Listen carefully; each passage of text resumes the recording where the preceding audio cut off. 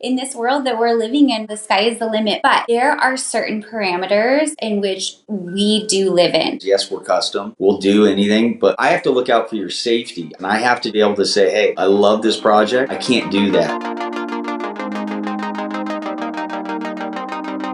We're sitting down with two of my really good friends, Cortny and Justin Murdock with Burdette Custom Cabinetry. Welcome, guys. Yeah, thanks for having us. I'm really glad, Justin, you're kicking this off wearing a Burdette shirt and not one of my competitor shirts. It's the best way to go. So the best thing about having a great friends in trades is when they show up to like AFT company events and they're wearing my competitor's gear. Like, it's the best. It was pre-approved by the competitor. Yeah, I'm sure it was. And fortunately for me, competitor you invited, so Yes. it made it fair game. It was perfect trolling, and luckily Brady's a good friend of mine, so it wasn't too bad, I did get a couple of "you're the GOAT" texts from those guys, so it was fun. Well, that's awesome. Well, we've, it's our, I look at the value you both bring to us. I mean, I think I've known you both almost 20 years. I mean, Yeah. Justin, before you're involved with the company, I mean, Cortny and Gary, this goes way back to a long time of relationship with Burdette, and you have been such incredible partners. And I don't think either of you have aged, which is pretty amazing. So that's a great add-on to it. Oh, the last dude, when 40 hits different, dude. Yeah, it does. The last 3 years have been like the 41st years. Yeah. So. Well, I'm excited to have you guys on because, cabinetry plays such a key role. Cortny, I know you're super involved in the pre-construction side. Why is it so important for you to get involved, from an early stage, in the design process? Yeah, that's a great question. I tell clients that honestly, it's never too early. The perfect scenario is when clients are able to come to me and like either alone or with their designer with a fairly substantial design book. So it doesn't need to be 100%, but what this does, it allows me to become acquainted with their project. I know what they're doing, who they're working with, and this really, one of the most important things that this allows us to do is to get a bid put together for this client, for their builder, for their team. So it's able to help them construct their budget properly. I do have clients that will just send over a floor plan and just say, hey, let's take a look. Let's, let me know how much this would cost. That doesn't really work out because, as you know, Brad, there are so many details that go into the pricing of a custom cabinetry and millwork project. So I'm able to get something really decent put together with a set of elevations that can accompany that floor plan and at least some sort of material specifications. So does every detail need to be dialed in at that initial meeting for that preliminary budget? No, but the more information, the better, because really that solid foundation is what allows us to have the most successful project possible. So, as early as possible, as early as they have those design materials put together, I love to be involved. See, and this kind of correlates to both of you because I know Justin's in the field. You're working from the design side, Cortny, and budget and cost and everything. Speak about timeline. If someone's looking at a custom home, probably similar like you're working with AFT clients, what does that look like from day one meeting with Cortny to like you in the field, Justin? Like, what's that time frame? Are we talking about 2 or 3 months, which I know it's not, 8, like what does it realistically look like for you to put together design? You saw me laugh because that was, and thinking about this, I was, the biggest question is that because the dynamics of like what's going on in the industry since COVID, everything's kind of just so fluid and trying to come up with the best plan on the front end. To Cortney's point, yes, to have a design book, to do all that stuff, but for me out in the field and me planning for what my schedule looks like, when somebody asks me lead time, I flip it back to them and go, well, what's your schedule? Do you actually have a real wild schedule, but at least something put down that leads us to, okay, I can answer that question. Yes, I have bandwidth for that, because the last thing I want to do is I don't want to take on projects that are going to set both sides up for failure. And trying to come up with that lead time is based on all of those pieces on the front end to go, where are you guys at? Like, we really need to be there probably far before pad, probably when you're pulling permits, get us involved Mm-hmm. because it takes more than just a couple of months. I need a couple months to manufacture to get things because these jobs are just, I mean, the more and more you get involved in the industry, the bigger these jobs, the more detailed, the more intricate they're coming. So to have that, hey, what's the lead time is an almost, it's an unanswerable question until we have all the details. So that's why it's so key that like that design book, the build team, the right designer is so important before you even engage us, and us being up on the front end is huge. Yeah. It's a, oh, go ahead, Oh, and Courtney. I was just gonna say, if for one thing that anyone takes out of this pod today with us, I will say that it is so important to get the right team involved as soon as possible. I see so many projects where we either have to pass up or a client has to go a different avenue because of the fact that they've been put in a position where they feel like they cannot wait. And more times than not, I have so many friends and just acquaintances in the industry where they come back with almost a horror story of, hey, I had to go this direction with my project because I thought I couldn't wait for, whether it's us with cabinetry or a countertop fabricator or another highly skilled trade. So they make another decision, and sometimes that decision doesn't even pan out with that timing because, again, they were just put behind the eight ball and didn't have that schedule that Justin was referring to. Didn't have that schedule put forth to begin with, and again, it kind of just sets everyone behind. So when you say right team, what does that mean to you, as far as putting that together? Yeah, for me on the front end, I can almost tell immediately that a client is surrounded by a solid build team. I am a huge proponent of the right designer, the right builder, the right project manager. And obviously, Brad, as you know, we have so much respect for you and your team. Not only are you guys of the utmost professionals, you know what you're doing. Everyone on your team is so kind and goes about every project with such grace, which I really, really appreciate. We all have to be on our A game from meeting number one. So, what does a team look like to me on the front end? It means having the right people at the table, having the designer come to the meetings with the clients.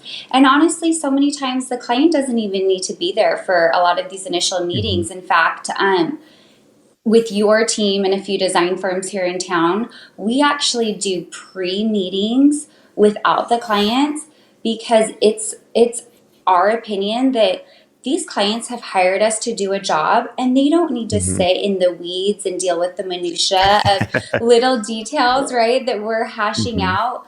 We love to get together. We pre-game, we make pre-selections, we talk about those details, and then we're able to bring the clients in and have a really great presentation that is productive and a good use of their time.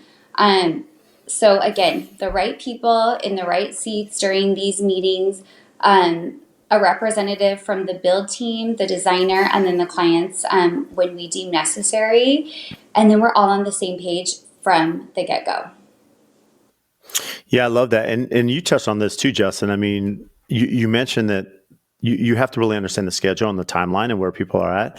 And where I really respect you both is, truth be told, you do a majority of our work and you have for a long time. And there's a reason, right? Because, I just feel the expertise, the quality, the service, like, it aligns so much with what we represent or want to represent. And we have to align with partners that kind of, plus your versatility of the product you put in.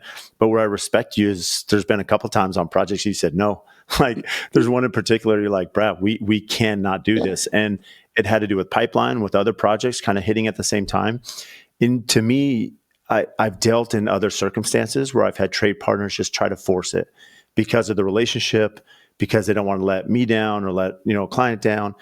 but I think you're both very honest in the sense that like, you know what you're capable of handling, and any successful business can understand their pipeline and when things are dropping and know if they can perform. Because at the end of the day, if you're not performing, all that does is hurt both of Yeah. us. And with all of that, Brad, like that's the key with all of it is a good build team is realistic with it for us specifically, because like you just said, I'm not going to fluff it. We aren't going uh, to lie and try to force it, like you said, that we can commit to something. And that's a hard, scary thing too. Like one of our biggest builders, and we have a whole bunch that we work with a lot, to allow them to go see something else. Uh, there's different dynamics that happen, and then stars could align on that project with a new cabinet company, and you go, well, shoot, I let that one go, and now look, I opened the door. But at the end, and at the end of the day, though, like Yeah. that partnership that like we've built with us, you, your team, they're some of the best relationships we have, and I have confidence that if we just keep performing, Mm-hmm. that you guys see it, and anytime we need to, and we step up to the plate, like we all know things aren't going to go perfect. It's construction. I don't know how many trades you guys are having to deal with on an entire project, but all of that happens, and then there's the customer involved who is the making the decisions at the end, and they can throw curveballs at us, and uh, it's what we do as partners that ends up that final product making everything go fine when the customers don't know the headache that went into these seemingly small changes that just can throw things off the rails. And to Courtney's point earlier, yes, customers don't need to be involved a lot in the minutia, but what ends up happening too is when a good builder doesn't set proper expectations, Mm-hmm. uh, and won't step in and just will let a customer like steamroll over them. And it happens. I mean, yeah, I know you've seen that. Mm-hmm. But making sure that they're clear on what's going on and what impacts are happening, and then having the back of the trade, that's where trades will bend over backwards for you when they know, hey, we're in this together. I'm not just going to get thrown under the bus or become the bad guy because of something that we were all involved in. So yeah, it's that whole process can go sideways real quick. But if you don't have the right team involved, and when we're working with new builders, we're looking and we're vetting. When you're working with a new trade, you're vetting, and we're looking for red flags. We're looking for them not having the proper team, the proper processes. That's what AFT's done a really good job at, and kudos to you. And I think with podcasts like this and your influence now with what's going on, builders are actually starting to recognize it's not the same as it was back in the day. You have to have processes, or you and your entire team will drown. And Mm-hmm. that's the greatest thing about a partnership. And we look at builders that have jumped from cabinet company to cabinet company and different things like that. And that to me is a red flag going, it's either you or you just had bad luck. And more times than not, it's usually there's a lack of process and a lack of expectations that are legitimately set. And we're typically, in a lot of people's eyes, we're we're in that really tough spot of being the linchpin, or the flip from rough trades to finish. And without us hitting a timeline that's realistic, that can throw everything off. And when it takes forever to get to when job sites just cruising and design stalled, that puts everybody in a tough spot of you need this date, but we all need to recognize it's going to be behind. You're going to be waiting because we couldn't make a decision. So, and having partners that are builders that are looking at it going, hey guys, just so we're all aware and keeping them updated as a customer, this is going to impact and it has to. So, anyways, that's moral of that story is what we're looking for is builders that will have the trades back and understand that we're all in it together, and it's not a finger pointing thing. It's a how do we get this done. Mm-hmm. It's interesting you say that, Justin. It reminds me, as you were speaking about the scheduling aspect, there I was with Tim Wingate, and he does a lot of financial consulting and accounting and stuff for contractors. And, there's this misnomer in construction, and he always asks the question. He says, what costs you more money as a builder? Is it estimating or scheduling? And, most of us may think it's estimating because, like, you've misestimated something, you missed something on the bid. He says it's always scheduling. Like, builders that fail and can't perform, it's because they can't schedule properly. And you think about, for you as the trade partner, right, that you're trying to perform too. Schedules everything to you. It's not like you have unlimited warehouse space. So, like, Yeah. if the builder's not ready, where are you putting the cabinetry? Yep. And then if the builder isn't scheduling properly and doesn't give you adequate notice, like, how do you expedite, through all the customization you're working through in your shop Yep. and, finishes? Because one thing that's unique to our market is a lot of our product is pre-finished. That's not the case throughout other parts of the country, but here it is. And I know some of the special cases you'll do in the field, and maybe you could speak to stuff that you're pre-finishing to what's in the field, but that scheduling really plays a pivotal role, not in just communication, but profitability. Yeah. So that's a really good point, which is, so what happens is, and with backlogs everybody I'll speak to just cabinetry, but like I said, since COVID, there was long lead times, there was huge backlogs, things were delayed in permitting, people were nervous on whether or not to move forward on projects. And so I had to change my whole scheduling dynamic. And we're then making from a sign off a guesstimate or a slot that's out there.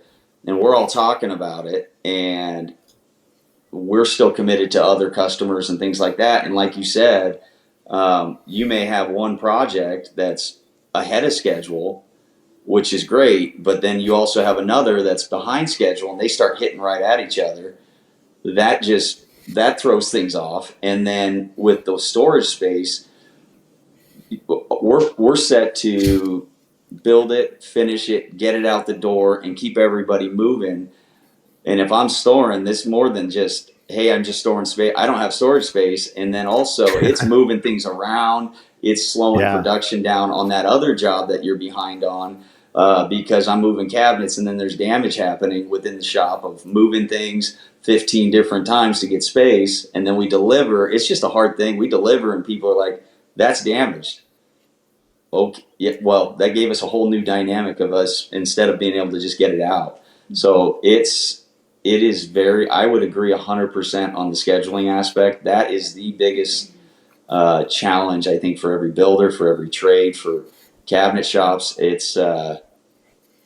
all boils down to communication. Like, the sooner people, and for us as trades, a lot of times builders will fluff things. They'll add some stuff. They'll tell you they're somewhere, and sometimes most jobs other than builders I know and trust, I'll be doing job site checks and going, hey, dude, you're stocking drywall and you ain't ready in 2 weeks. No, we'll hit it. No, dude. Yeah. No. I do more projects in a year than you've done in your entire custom building life. And I know what's happening right now. You ain't going to be close. So that's the hard thing is that legitimate communication from builders to the trades, knowing where you're going to be. If you're going to delay, if you're late a couple of weeks and you let me know as soon as possible, I can make some shuffles. But if I got cabinets, we're drowning. So. Yeah, it's so tough. And I think you add to the complexity. I mean, Cortny touched on this a little bit. I think for the lay person that may not understand the complication of building, you have architectural drawings, you have design drawings, you have cabinet drawings. Walk through all the complication of those to get that custom end product. Yeah, so we always joke that schedule is the $1 million question, and it truly is.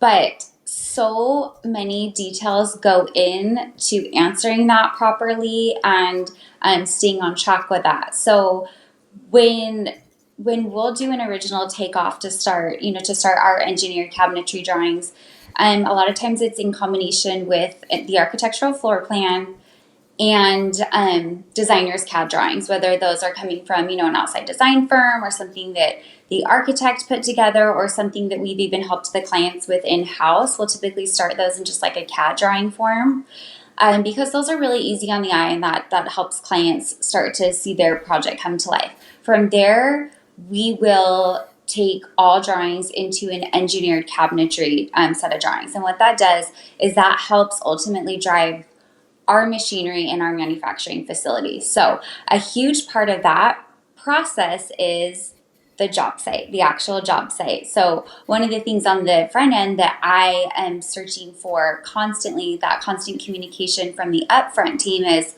when are you ready for that job site measure? Because as we all know, even with the most perfect plans, great engineers, great build teams, there's going to be deviations. And there's going to be on-site changes from, clients or design teams. So, or architectural misses. And, hey, we didn't pass the framing inspection because of this, or hey, this window actually wasn't this size, or this wasn't approved by the HOA. So we have to pivot. And with those pivots, sometimes there can be really big domino effects. So we have to be on site. We have to be capturing, where can lights were maybe moved or added, where HVAC penetration is happening, where, there may be a window change. So there's so many dynamics on site that we have to be responsible for and capture. Yeah. So, a lot of times we will, clients will say, or people will say, well, why, can't we put these cabinets into production? Can't we order these cabinets? And I'm like, no, I'm so sorry. It's not, it's not that simple. And really, you don't want to do that. You need to put the time and the effort in being prudent during those job site walks and checks. And that again is the best thing about having a great team around you, and a team like you guys have, Brad, is we don't feel like we're going at it alone. We know what we're responsible for, but when we get there and there has to be a decision made, there is that pivot point, we have really great people around us to help make that collective best decision, and also inform the client immediately. Back to Justin's point, communication is key.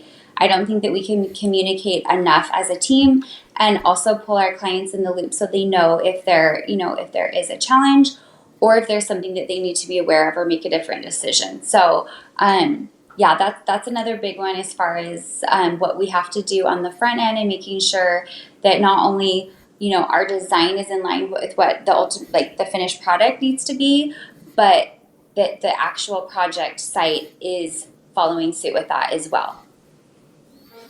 Yeah, it's interesting you bring that up, Cortny, because I don't think, to put this in context of how complicated this is, I don't think people realize, and here's where I'm going to tee this up, is it's kind of the chicken and egg thing. Because for me, when I get into mechanicals, I have to know the exact engineered drawings. So, when we have built-in appliances like Sub-Zero Wolf, for example, like I have to know exactly where my electrical and plumbing, like it has to line up exactly so that will set flush. Well, the problem is, to do that, you have to know all the appliance specs. You have to know all the trim in the house and casing, right? And you have to know, countertop details, so you can figure out heights of cabinetry. If it's a thicker countertop, you have to, I know you've done cabinetry for some of my clients where they may be taller, so they want taller cabinetry. So there's a lot of decisions you need to incorporate into that. So, and then we have this small window of when it's framed, and Justin can get out there. He can field measure. You can update the engineered drawings. I've gone through this on my personal house, as we know. And so you're trying in this small window to have all the decisions made, get the engineered drawings done, have Justin field measure, get those back, get those signed off, and then now I can get those to my mechanical team to make sure we're lined up. Oh, do I get to chime in on this? Please. Yes. I'm chomping. Yes, please. I'm Let's chomping. go. I could tell. No, so to the point with these drawings, like it does, we all know, but like I don't think customers fully know. Like it starts, we all know that there's no such thing as an actual as-built where we're building exactly what's on those architecturals. It starts architectural, then it goes design, then it goes cabinetry. And we talked years ago, Brad, about this, of the importance of an actual legitimate, real deal designer that is qualified, that knows what they're doing. Because the amount of work that I don't think customers fully understand, the amount of work that is put on the trades and the builder without an actual designer is huge. And I don't think they fully understand that. The other is, with all of those details that are in those drawings, comes a lot of the understanding of a customer or designers even sometimes of, well, can I put those into production? And for us, there's no, it's what we're not, it's not an order. It's a sign off on what some people, these are their dream homes. These are their, I'm going to live here forever. I'm going to raise all my kids there. And I'll touch on that in a second, but knowing that all of those details have to be in line before we can sign off on and set anything into production. Because if there's a small change, it could be thousands of dollars, and that messes your budget. Nobody wants to sign those change orders, and nobody wants to have that conversation. The next layer of that is for me, I have this conversation all the time, and I know some of you guys on your team, and I loved having Spencer out one time with one of your newer project managers or supers, and just walking a job site, and I'm walking and I see all the designer drawings on the walls, and I'm quick to say, those are beautiful. There's a lot of work that it went into those. Throw them in the trash can, please, because that is not what I'm building. They're Yeah. beautiful. They're great design. Design intent is everything, but there's real life. And having those designers though that know we've worked with them, that are so hard lined on it has to match my design, and knowing that there's got to be some give on real life, material limitations, the selections you made, a whole lot of details. And that's why you come to a company that is a high end custom cabinet shop that's been through this, that's seen all these materials, that knows what the limitations are. And at a certain point, you just got to trust us that we're going to try our absolute best to hit that design as best as possible. But there's still limitations that we think of that don't even cross the mind of anybody else. I have customers that will end up at the end and they'll look, and to that point of bringing them in, the minutia for the builders and the designers and us is great. The homeowners have to be involved and understand what's happening. And a lot of times they don't know what they don't know. And those lines and dashes that we see every day make sense to us, and we don't know what we don't know. We don't know what they don't understand. We don't know if a homeowner is, say, a female who's got larger feet than normal than the average. We know what the averages are, Yeah. but we're not looking down always at their feet, or we don't know that you got a specific cookie sheet or something like that. And unless we have those conversations with customers, and we ask a whole lot of weird questions, I know that Courtney said this before, when homeowners are going, why are you asking me this? Like, why does that matter? And the ones that give us all that information and know, it eliminates a lot, because I see the end. I'm in the end product. I'm the guy that's taking all of those dreams and drawings and making it happen at the end. And I also see the fails where a customer didn't know or didn't fully grasp why we asked that question. And those lines and dashes and dots and all that, and notes, I do give grace to customers when they understand that they signed off on drawings, and I have to build what they signed off on. Otherwise, if I change that, 10 times out of 10, it's the wrong change without letting them know. So they approve and they understand they made a change, or they understand they approved it.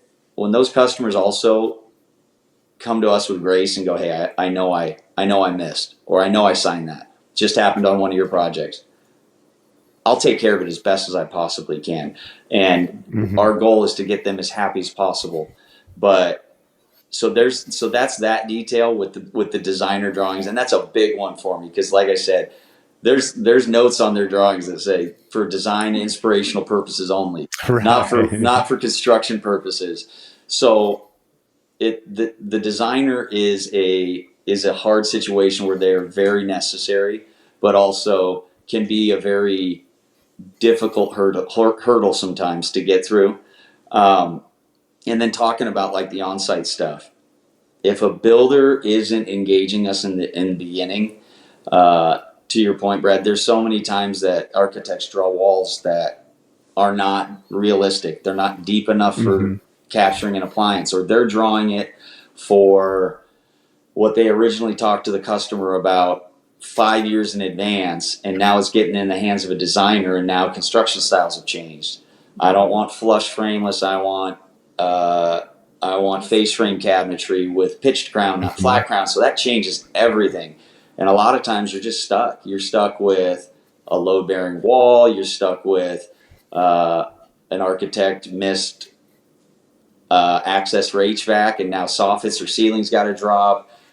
And that's where I'm saying designers need to understand that there's got to be some give on what your design intent was. And then the dynamics of the field superintendents or builders that aren't as large as your company is, that are on site paying attention and knowing.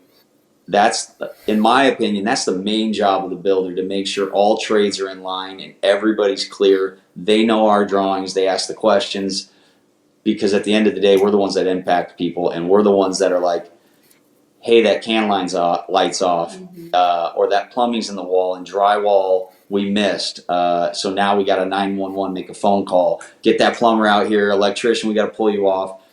And so selfishly, I walk through with the superintendents or builders, and I'm marking things and I'm talking through stuff with them, because I don't want my installation slowed down, because then that gets everybody on my back about, hey, schedule.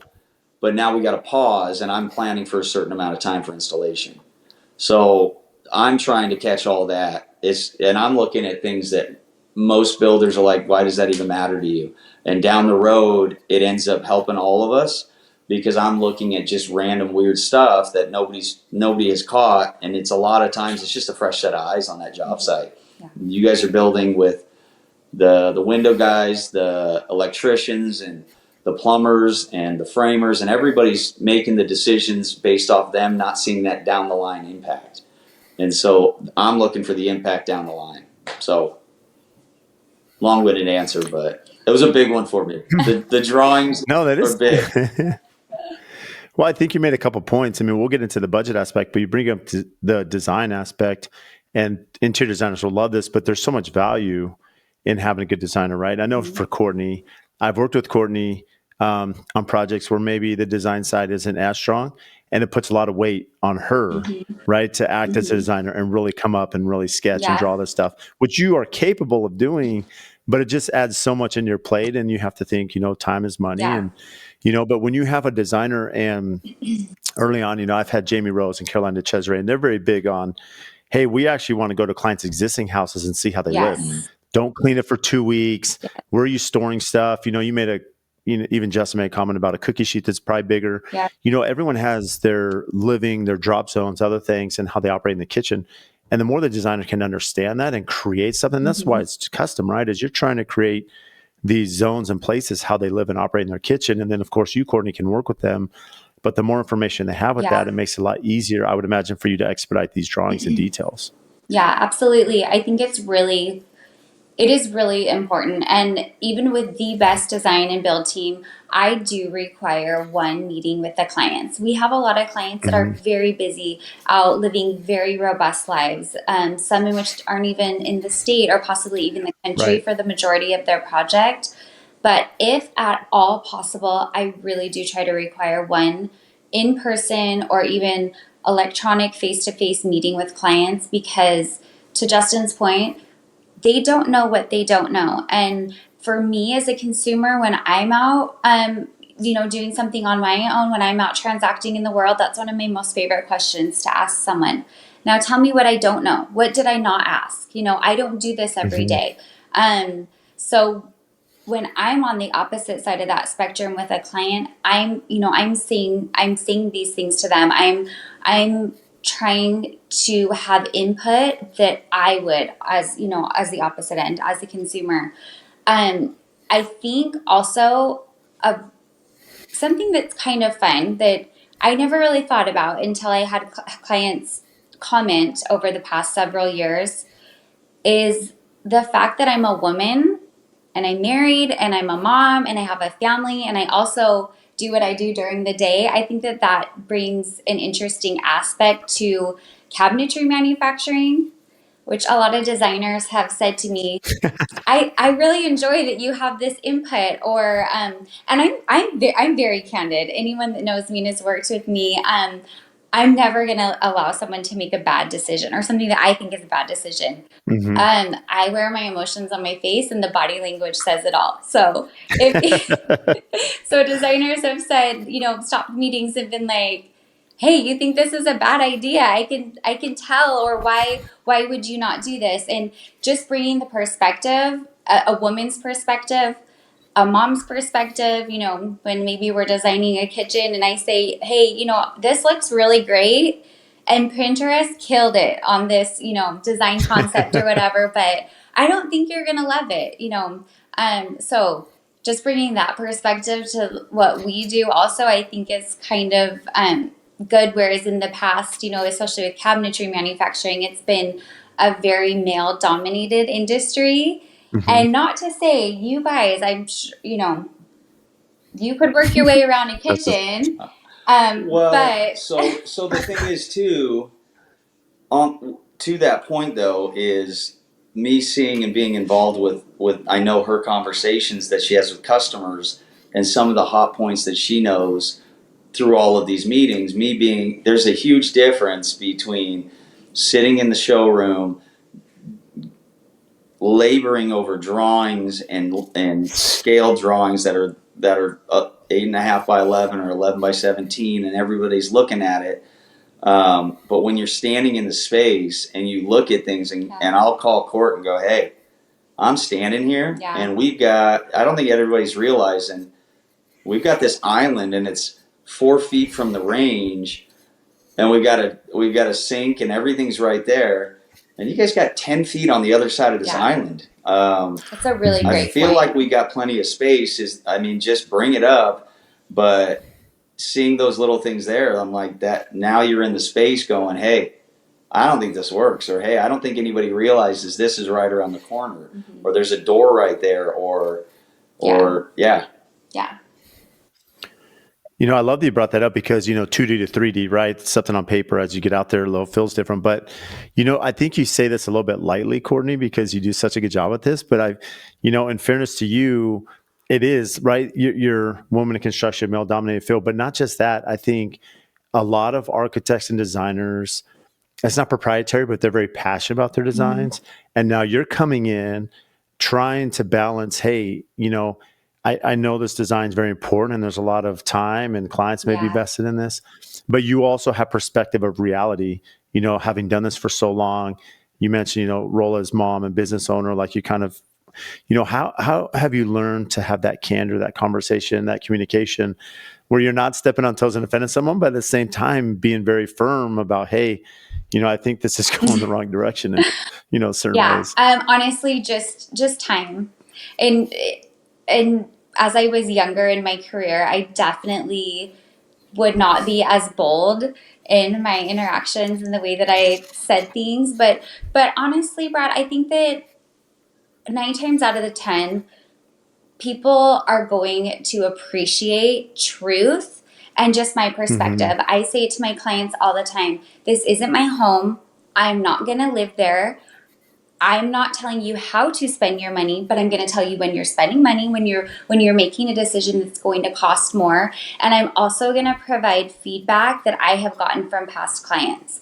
And that's something, a very important perspective of just the dynamic between Justin and I, him being in the field, him seeing the projects at the tail end and at that finished product. He's able to give me feedback of, "Hey, I know that you designed in this mechanism. Maybe it was drying racks in a laundry room or an organizer in a drawer or something, and this really didn't work well, or I don't think it executed the way in which you originally designed or which you intended." So I think that's something that's really important. But yeah, it's honestly just time, and just for me, honesty is best policy. And I'm always going to tell clients and designers too, like, "Hey, I realize that this is what you designed. Have you done this before? Is this, was this the intention of what you drew?" And then just give my honest feedback of, "Hey, I have this in my own home, or I've seen this work really well for others, and just give them honest feedback. And at the end of the day, it's their decision on what they're going to do. But at least at, that finished product, they can't say, oh, I really wish you would have told me there was a better option, or why did you let me do this if you knew that it didn't work Mm-hmm. well? I just want to make sure that our clients are as informed as possible. Brad, can I speak to that too? Yeah. So, perfect example. We had a customer, and we got another project manager for us on the front end, Deandra. And perfect example. It's a hard dynamic for those two, where it depends on the designer what that dynamic is. When designer comes in with something and homeowners are trusting, hey, I've hired this team, I'm trusting that this team's going to get me where I want. And designer will design a specific application. Say in this instance, it was an oven, and the request was the oven is a little bit higher, and the builder was very engaged, and that's another big one too in these meetings with Cortny and Deandra is the builders. I'm not going to lie, some of them sit there on their phones and are not fully engaged in understanding what's happening so that they can understand and remember down the line. No, we had that conversation. Hey, I have it in my notes that they brought it to your attention and you guys chose to go this direction. And I tell people, hey, I'm building these drawings and we're doing this to try to make it and hit as best we can, but I'm not building real life models that down the line where a customer gets to say, hey, I don't like this. It's not what I expected. And I know Mm-hmm. that they do their absolute best on the front end to make sure those customers understand all those lines, dots, dashes, and notes. But in that instance, it was installed too high and homeowner is a little shorter. She's got to raise up above her head to put things in the oven or the microwave, and it just doesn't work. And now we're in a finished home. They don't notice until they're starting to live in the home, and then it's, oh shoot, what do we do now? Now we're stuck. And for us, just like you guys as builders, we want customers walking away going, at the end of the day, it wasn't perfect. No project is perfect.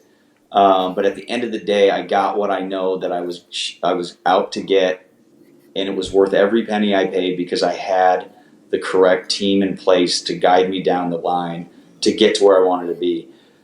And that is a huge, huge aspect of engagement and customers understanding this team. You need to trust that team, and there's also accountability for the homeowner as well. Yeah, and with that said, I will point out we are fully custom. And there's so many times, people will say, well, is this possible? To which my response is anything's possible, right? It's No, Yeah, all it's of, not. right. it's all about time and money. Truthfully, like in this world that we're living in, man, the sky is the limit. But with that said, there are certain parameters in which even you as a custom home builder, us as a custom mill worker, we are creating these masterpieces. We're not replicating. We don't have anything on a conveyor belt in which we're just reproducing daily. But there are certain parameters in which we do live in. There are certain standards, and to Justin's point, when that appliance gets a little too high, or we see something that the use is a little different, or something's a little off the beaten path, there's a lot of times that we will just have to say no. Just we draw the line, whether it's pulling in the manufacturer specification that possibly it will void a warranty of an appliance, or just misuse of a material, that a material is not specified for a manner in which someone wants to use it. I think it's really important. And again, it goes back to kind of that trust and respect factor of sometimes we do have to put our foot down and say, hey, this, we're not willing to do this. It's not something that we're comfortable doing. And for the most part, I think that clients and builders do understand that. But whenever, we have been pushed and we get outside of that box, I just feel like they're not a good, Yeah, we don't have good results. I like to say I've seen this movie before, Right. and I know how it ends. Yeah, you're not going to like Well, it. and with some of that, Yeah. there's, say, a perfect example is closets. People want giant cabinets in there. They don't want, and then we have to explain material limitations. We also have to explain, hey, this is awesome. Do you want to cut a hole in your exterior wall so I can get that giant thing in there? Because it doesn't fit. There's no way for me to do it. And there's just usually people, the customers we work with in this caliber of market, 9 out of 10 of them are just phenomenal people. They are so gracious, so kind, just are over the top when they see their final product. There's always that one that no matter what, you can't make them happy. So you just try your best and go down that road with shoulder to shoulder with your partners and figure out what we can do. But there's limitations. I mean, we had a customer that wanted an island with legs and a sink in it, and they didn't want to see the plumbing. And I mean, we're in this because I have an engineering background. I love trying to figure out and engineer things to see. But I'll get to a point and I'll just go, guys, I've gone around the barn. This is not possible. There's no way to do this. But the beautiful thing about what we do is we're able to take those renderings, those drawings, those inspirations, those dreams of customers and bring it to life. And if at all possible, that's what we want to do. That's what we love to do. And getting to see that end product and those smiles on people's faces, and the notes that we get from customers of turning those dreams into realities, That's why we do it. It's why we do it. Yeah. And then also I've had it happen a whole bunch of times and walking it through with homeowners, seeing the wives cry or the husbands tear up and then go, hey, remember when you told me not to do that thing over there? Thank you so much, because it's amazing and we're so glad we didn't do that. So it's just those people with grace and kindness and that are appreciative. It's the most amazing thing. Mm-hmm. I love that. And I do love that, how you both touched on this is that, like, and this is really at the core of like Cortney's comment, is the reason you give advice, and you've done this too, Justin, is materials have limitations, like field conditions, stuff that may look great on Pinterest and social media, which we all love because there's a lot of benefits from it. But then you have the practicality of living in it, maintaining it, operating it. And so to limit callbacks, adjustments, warranty, right? I mean, these are things where you're really going to put your foot down and be like, hey, I think there's an alternative, or maybe we should look at this. Absolutely. And at the end of the day too, what customers have to understand is, yes, we're custom.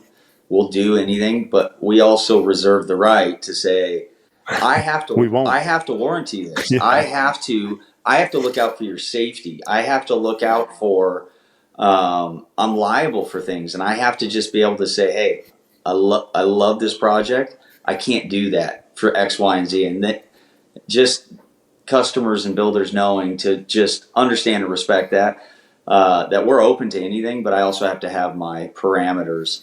And then I'll let Cortney respond to that, but I have another comment on material limitations too. That's becoming a big one, but. Yeah. So, yeah. I mean, we try to do as much of our own R&D as possible. This design world that we're living in is so fast, and we're seeing so much, and we're having so much content surround us at all times, right? And I mean, that you live in the world of social media, and again, just because you have seen it doesn't mean you should do it. So, or that it applies to your project, right? So, we just, like you, Brad, you surround yourself with the best trade partners. We, as the manufacturer of these products, we surround ourselves with the best distributors. We have purchasing agents within our company that have great relationships with local suppliers in different states and even outside of the country, that are able to get us the best, most highest end materials. And a lot of times the design community will specify and bring materials to us that they want. They love the aesthetic, they love how it's going to look.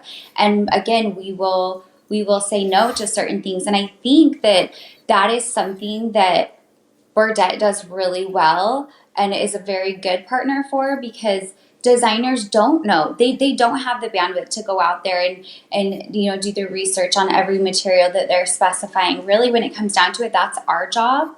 So with that said, I'm never just going to say no to something. I'm going to say, how about this? We're not going to use this material because of this limitation, or because we've had this feedback, or it has this issue. But hey, let's do this. Have you looked at this? We can still get we can still meet the overall design mark, and we can feel really great about it 5, 10, 15 years down the road. Yeah, it's incredible. And, as you speak about that, Cortny, there's, for us, we appreciate that, because clients, I've seen this too many times. Client may say, hey, I'll sign a waiver. I'll just deal with it. But we know the reality. No. They sell their home. You have the next client that comes in. Your tail gets longer. You have to warranty and stand behind your product. And we'll do the same thing, because we have to plan for the future. And we know how this conversation turns, down the road. That memory, selective memory, as we sometimes say, not to put it down on our clients, but it's just, you're an expert for a reason, right? You have great you are manufacturing, but you have great distributors and suppliers for a reason, because you built those relationships. Absolutely. So but Brad, to your point, that those products, and a customer will sign a waiver, and the biggest worst thing is to stand there in that house at that time and go, hey, I remember this waiver. I told you so. And guess what? Here's a Yeah. $20,000 change order, Yeah. because that material is failing, and you signed this waiver, and I don't want to be in that position. No one So wants to. let's just stay out of it. And if you don't trust us, then at the end of the day, I'm Maybe in we're it. not the So right people. maybe we're not the right people, but yeah, we've seen that. We've seen that movie. Like, I know how that goes. Standing in there, and they go, yeah, but, and to that, the comment I wanted to make about material limitations. There's a huge trend of, so there's new materials that are coming out, and really good veneers that are pre-finished and stuff like that. What people and designers don't fully always understand is, and we'll make them aware, but like you said, selective memory, when you've got a project like, I know Cortny went to all lengths to explain to your build team on Harris, the train wreck that can potentially happen that's outside of my control, of a natural finish on a real wood product, showing all the different flavors. And if a customer doesn't fully understand, hey, you're picking a natural finish on a natural product, you got to embrace the variation, that natural characteristic. And Harris just was a perfect. I don't know how we pulled it off. I honestly don't, but it looks so good. Oh, so dude, beautiful. the consistency was insane. And I'm looking. I went to my supplier. I went, dude, how can you hit this and not all of these? Because the customers don't, and we try our best to do it. And a big one that's coming through is walnut, just a natural walnut. And we try our best to show customers, hey, this is what all these sheets look like with nothing on them. They're really consistent. You put a clear coat on these things, 5 different flavors, caramel, chocolate, blonde, all of that stuff, but they all look the same. So we don't put that finish on until at the end it's been manufactured. And then you install it all, and there's variation. And it's not if it's a vanity, I can hit that for sure. Like, there's no reason I can't.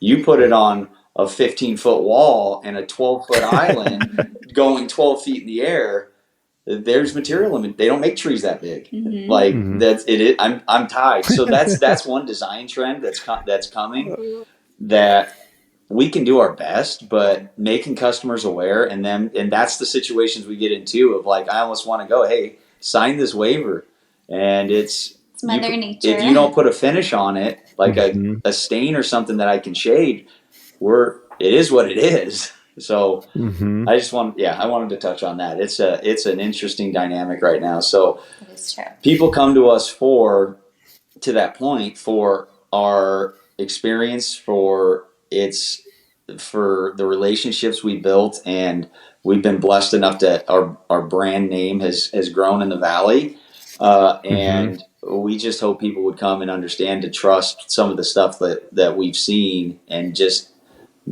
we've made you aware. Buyer beware. Yeah. Buyer beware. Yeah. So Well, you save us that way. So what keeps you guys both up at night? softball. That is true. I follow Courtney's personal account. There's a lot of softball We involved. all weekend, and Yeah. we went a long weekend, and our girls are great, and I'm the head coach. And I woke up last night and I told Courtney, I go, you know what? I tossed and turned all night thinking about how we could have won that tournament with 13-year-old girls, 12 and 13-year-old girls. Yeah. So No, it's a fun outlet. He is full-time coach, full-time dad, full-time business operator, not only owner but operator. So, what keeps us up at night? I think the only thing that truly gets to us, from like the business sense, is if there's something that we feel is off with our team. Truthfully, yep, it's our people. it's our people. They're our family. And not only are they the family that we've chosen, that we choose to go to work with every day, that family is actually family too. We have many family members that work with us. And we have father-son duos. We have Multi generational. couples that are So, and Brad, married. that's why I think just experiencing you and your team. And I've told many people this. I get asked all the time, "Hey, what is Brad doing? Like what?" And my answer is always, uh, he does a good job of picking a certain. They're not all the same, but they've got the same characteristics in their core, and they care. They genuinely want to perform for that team, for that man, for the group that they have there. And our background, like second generation family business. We look at everybody like family, and it's life happens, right? Mm-hmm. There's kids that get sick, there's family members, there's hard times for our group of families. And what keeps me up at night is, as far as business goes, is that I know this guy's struggling. I know he's having family issues. I know, and we all as business owners try to look at it and go, "Hey, I'm running a business, and here's my bottom line." And for me, it's not about my bottom line. It's about being with the people I'm with. I tell my employees this all the time when I'm interviewing. We got to know that if you're not happy with us, you're with us more than you are with your families. Mm-hmm. And if you look at it, it's true. Like, you're with us more than you are with your family. So if you're not happy here every day, Mm-hmm. Mm-hmm. and you don't enjoy what you're doing, I will help you find another job. Yeah, I will put my name behind you and do what you got, because my biggest thing is culture. And my three things that I interview is, I go, look, three things. One, don't lie, don't steal, and don't mess my culture up, because I want guys to come in and have fun, Yeah. work hard, enjoy themselves, and do the right thing. And that culture is everything. And we look at it as the Burdette family. You guys are all part of it. I will do anything in my power to help you in any way possible. So that is exactly what's on my mind with the business. Well, I don't think you could end on a better note, because it just shows at the core who both of you are. And it's like, I want to work for Burdette now after today, it's like, but the thing is, it's true. I mean, like, business owners that feel that way about their team, like, they're successful for a reason. And that's really the core reasons. They know how to take care of the people. And I know it's very heartfelt, because I've known you both for a long time, and that's how you treat me and my team. That's how you treat your own employees, everyone. And there's something different when the Burdette team's on site, right? They operate different, they communicate different. And we're very grateful for that and partnership. And so for those listening, I don't want everyone to hire you, because you guys are so good. But where can they find you? Well, she's better at that. I don't usually give my phone number out to anybody. I like running in the dark, but No, of course you can find us. Our Instagram at Burdette Cabinet Co. is our handle. We think we have Facebook as well, same thing, and of course our website burdettecabinets.com. And pretty much you can just find us reposting all of Brad Levitt's AFT stories all the time because truthfully, you create so much content. I can just continue to reshare that Yeah, on our that's end. right. But no, but also we are local manufacturers, so we do have our facility in Mesa that yeah, we welcome any of our clients that we're working with to always come visit us there. It's kind of a cool experience. So yeah, so check us out. I would also say you can find us through a really good builder. Yeah, it's Find true. that. Mhm. That is a requirement for us. Hey, you got to have a builder because it's too hard to it really is too hard to navigate when a homeowner is trying to do it themselves. Yeah. It really is, and or through a good qualified designer. The good ones know how to find us. Yeah, and before I let you go, just again a shameless plug for you both as you're doing my personal house, which is our model home for AFT. It's gonna be spectacular. I know you both put in a lot of work on that, so We're everyone will excited. be following that along. We'll get you tagged up. It's gonna be really special, and we'll have a big open house. So you guys can come meet Justin and Courtney in person, once that's done. Well, thank you guys. Thank you, Brett. Thanks, Brad.